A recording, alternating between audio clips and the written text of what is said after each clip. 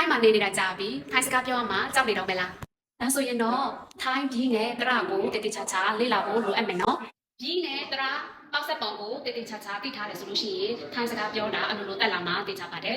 ဒီနေ့လေ့လာမယ်သင်ခန်းစာကြတော့လေ့ကျင့်ခန်း3.3 group 2ပြီးတရမိုင်းထိုပေါက်ဆက်တယ်ဆိုလို့ရှိရင်ဘာအတန်ထွက်မလဲ group 2ပြီးတရပေါက်ဆက်မယ်မိုင်းထိုတင်လို့ရှိရင် T3 ဆိုတဲ့အတန်ပေါ့နော် T3 ဆိုလို့ရှိရင်အောက်ကမြင့်တန်ပေါ့နော်အောက်ကမြင့်တန်ပါပါတယ်ဟောအားဟာမိုင်းထိုဟာခေါ်အောင်ခေါမိုင်းထိုခောက်ဝင်းဒီဟောမောအမောမိုင်းထိုမောအောက်ကမြင့်တန်အို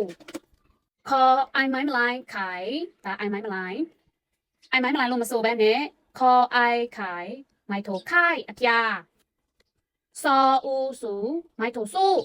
ဒီဟာဒီတင်ငယ်တာကြတော့မိုင်းရမှုလို့ခေါ်တယ်မိုင်းရမှုဆိုတဲ့အတိတ်ပဲအကြနှစ်ခါဆိုရမှာပါစောဦးစုမိုင်းထိုစုစောဦးစုမိုင်းထိုစုစုကန်မဝင်မယ်ဆိုလို့ရှိရင်ဘောလုံးကန်မယ်ဆိုလို့ရှိရင်စုအဲ့လိုမျိုးတို့ထိုင်းကကြည့်လို့ရှိရင်သိမှာပါစုဆိုလို့ရှိရင် fighting အတင်းထားပါဟောနောအာနာမိုင်းထိုနာအောက်ကမြင့်တန်မျက်နှာကြတော့ကျမတို့ရဲ့မျက်နှာပါနောက်တိတ်ပဲတစ်ခုကကြတော့စာမျက်နှာစာရွက်ရဲ့စာမျက်နှာဒီမှာစာမျက်နှာ41 42စာရွက်ရဲ့စာမျက်နှာပါခင်ဗျာဟောအိုင်ဟိုင်မိုင်းထိုဟိုင်အောက်ကမြင့်တန်ပါတယ်ပေးသည်ဟိုင်ပေးသည်